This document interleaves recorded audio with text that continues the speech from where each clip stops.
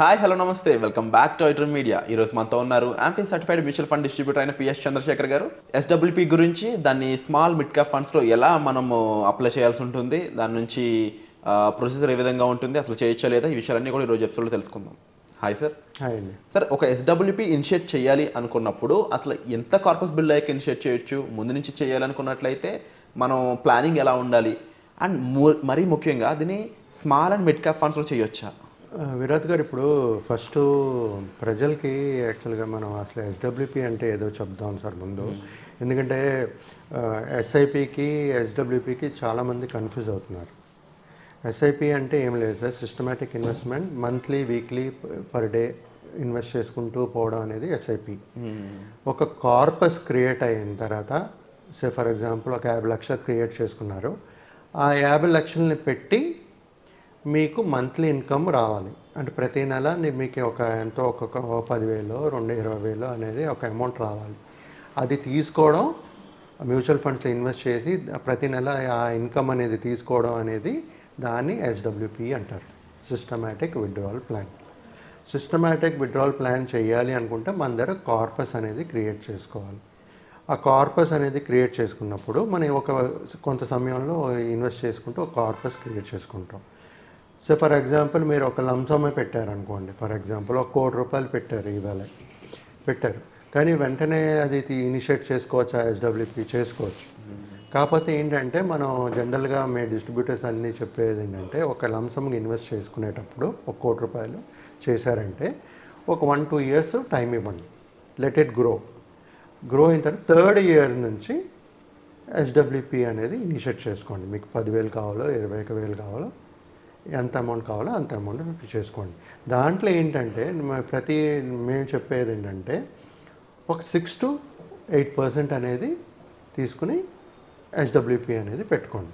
ఎందుకంటే మనకు వచ్చే returns 12% to 15% on an average వస్తుంటుంది. సో 12% గ్రో అవుతున్నప్పుడు మన 6 to 8% మనం విత్డ్రా చేసినా ఇంకొక 6% అనేది పెరుగుతూ ఉంటుంది. అంటే మన ఫండ్ వాల్యూ గ్రో పెరుగుతూ ఉంటుంది. సో ఇప్పుడు మనం ఈ ఎస్డబ్ల్యూపీ అనేది ప్రతి ఒక్కరికి అర్థమై ఉంటుంది. ఈ ఎస్డబ్ల్యూపీ ఏ ఫండ్లో, ఎలాంటి ఫండ్లో పెట్టాలి, ఎక్కడి నుంచి తీసుకోవాలి అనేది ఇంపార్టెంట్. ఇప్పుడు మీరు చెప్పినట్టుగా మిడ్ స్మాల్ క్యాప్లో పెట్టి తీసుకోవచ్చా అని అడిగారు. మిడ్ స్మాల్ క్యాప్ అంటే చాలా హైలీ వాలటైల్, హై రిస్క్. మనకి రిటర్న్స్ మార్కెట్ పెరిగేటప్పుడు ఎంత రిటర్న్స్ పెరుగుతుందో, ఎంత పర్సంటేజ్ పెరుగుతుందో అంతే పర్సంటేజ్ పడుతుంది మార్కెట్ పడేటప్పుడు కూడా. సో ఇలా అన్నప్పుడు ఏంటంటే సార్, జనరల్గా మిడ్ స్మాల్ క్యాప్లో కూడా ఎస్డబ్ల్యూపీ అనేది పెట్టుకోవచ్చు. కాకపోతే అక్కడ పర్సంటేజ్ ఆఫ్ విత్డ్రావల్ 6 to 8% కాదు, 2 to 3% అనేది పెట్టుకుంటే పర్వాలేదు మిడ్ క్యాప్ స్మాల్ క్యాప్లో. బట్ ఒకవేళ 6 to 8% కావాలి అనుకునేటప్పుడు జనరల్గా బ్యాలెన్స్డ్ ఫండ్, హైబ్రిడ్ ఫండ్స్లో పెట్టుకుంటుంటారు. సో దీంట్లో ఏమవుతుందంటే మార్కెట్ వాలటాలిటీ ఉండేటప్పుడు బ్యాలెన్సింగ్ అవుతుంటుంది. సో అలాంటి ఫండ్స్లో పెట్టుకునేటప్పుడు మన ఆ రిస్క్ అనేది మనం తగ్గించుకోవచ్చు. ఆ 6 to 8% అనేది కూడా మనం పెట్టుకోవచ్చు. సో దాంతోపాటు ఫండ్ పర్ఫార్మెన్స్ లేదు. కొంతమంది ఉంటారు, నా దగ్గర ₹1,00,00,000 ఉంది, నాది ఇంకా 10 కోట్లు ఉన్నాయి, నా దగ్గర 1 కోటి పర్వాలేదు, నేను స్మాల్ క్యాప్లోనే పెడతానంటారు. పెట్టుకోవచ్చు, కానీ అక్కడ తీసుకునే అమౌంట్ ఒకవేళ ఎస్డబ్ల్యూపీ కావాలనుకోండి, మీకు అంత డబ్బులు ఉంటే మరి ఎస్డబ్ల్యూపీ అవసరం లేదు కదా. ఇప్పుడు 10 కోట్లు ఉన్నాయనుకోండి, ₹1,00,00,000 నేను ఎస్డబ్ల్యూపీ పెడతాను కావాలని, ఇప్పుడు ఆయన అభిప్రాయం మనం యాక్సెప్ట్ చేసి వెళ్ళిపోదాం. ₹1,00,00,000 పెడతాను, నాకు లేదు దీంట్లోనే పెట్టండి అంటారు. కానీ అక్కడ తీసుకునేటప్పుడు 2 to 3% అనేది తీసుకోవాలి, ఎస్డబ్ల్యూపీ ఇనిషియేట్ చేసుకోవాలి. అది చేసుకునేటప్పుడు ఏంటంటే వాళ్ళ ఫండ్ గ్రోత్ కూడా ఉంటుంది. ఇన్వెస్టర్ టు ఇన్వెస్టర్ బట్టి ఉంటుంది సార్. ఎందుకంటే మీ ఒపీనియన్, మీ రిస్క్ టేకింగ్, నా రిస్క్ టేకింగ్స్ ఏమి ఉండదు.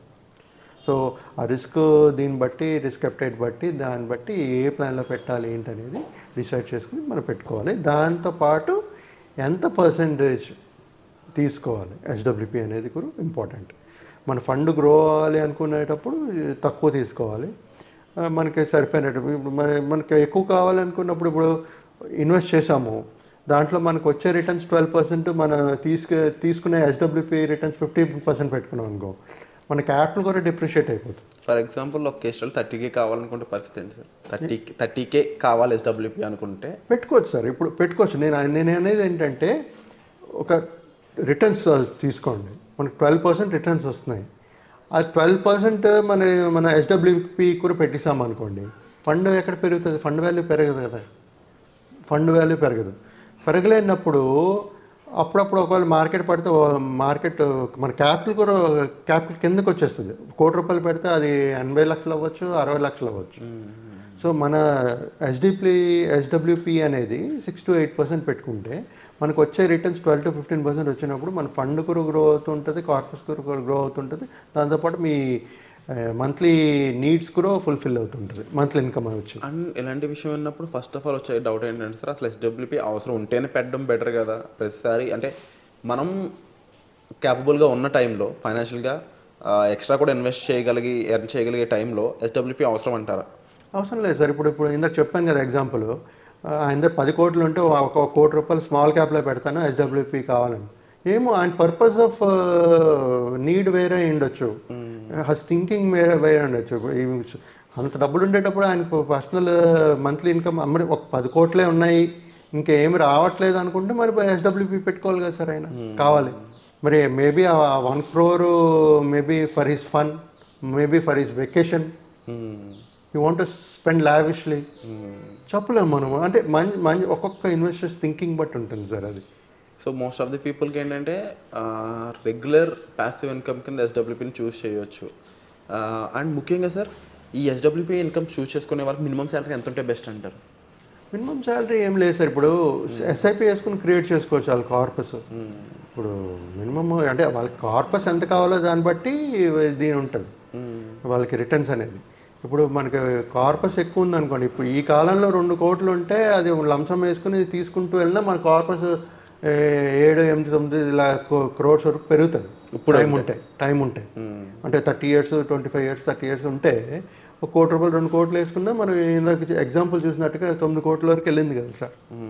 పెరిగే ఛాన్సెస్ ఉంటాయి. ఇప్పుడు ఏంటంటే వాళ్ళకి మంచి బట్టి, ఒక ఇన్వెస్టర్ బట్టి వాళ్ళకి ఎంత కావాలి ఏంటి అనేది బట్టి ఆ కార్పస్ అనేది ఉండాలి. వాళ్ళు ఉండకపోతే మన SWP ఇనిషియేట్ చేయలేము కదా సార్. సో హోప్ఫుల్లీ నెక్స్ట్ ఎపిసోడ్లో ఒక కేస్ స్టడీ కూడా చేద్దాం సార్ దీని మీద. ఎలా అంటే మనకు ఒక నెలకు 2 లక్షలు కావాలంటే మన దగ్గర ఎంత కార్పస్ బిల్డ్ చేసి మనం దాని నుంచి SWP చేసుకోవచ్చు అనేది చేయొచ్చు అండి, చేద్దాం. సో ముఖ్యంగా ఆడియన్స్ ఏవైతే మీరు పాయింట్స్ ఎక్స్పెక్ట్ చేస్తున్నారు SWP గురించి, దాన్ని కామెంట్ సెక్షన్లో మెన్షన్ చేయండి క్లియర్గా. సో దాని గురించి సంబంధించి పూర్తి ఎపిసోడ్స్ అనేవి రాబోతున్నాయి. SWP మీరు ఏ విధంగా కావాలనుకుంటున్నారు, ఎంత అమౌంట్ కావాలనుకుంటున్నారు, మీ ఎర్నింగ్ క్యాపబిలిటీ ఎంత ఉంది, అంటే మీ శాలరీ ఎంత ఉంది, మీరు ఇప్పటివరకు మ్యూచువల్ ఫండ్లో ఎంత ఇన్వెస్ట్ చేశారు, ఇన్వెస్ట్మెంట్ ప్రకారం మీరు SWP ఎంత కావాలనుకుంటున్నారు, ఇవన్నీ కూడా క్లియర్గా మెన్షన్ చేయండి కామెంట్ సెక్షన్లో. దాన్ని బట్టి ఒక కేస్ స్టడీ మీ మీద ఎపిసోడ్ కూడా చేయడం జరుగుతుంది. సో వండర్ఫుల్గా ఇలాంటి ఇన్ఫర్మేషన్ మీరు ఇంకా తెలుసుకోవాలనుకున్నట్లయితే ఈ ఛానల్ని లైక్ చేయండి, షేర్ చేయండి, సబ్స్క్రైబ్ చేసుకోండి. అలాగే డిస్ప్లే అవుతున్న నెంబర్స్ కాల్ చేస్తే మీరు డైరెక్ట్గా సార్తో కూడా మాట్లాడచ్చు. Thank you so much sir. Thank you అండి, థ్యాంక్ యూ.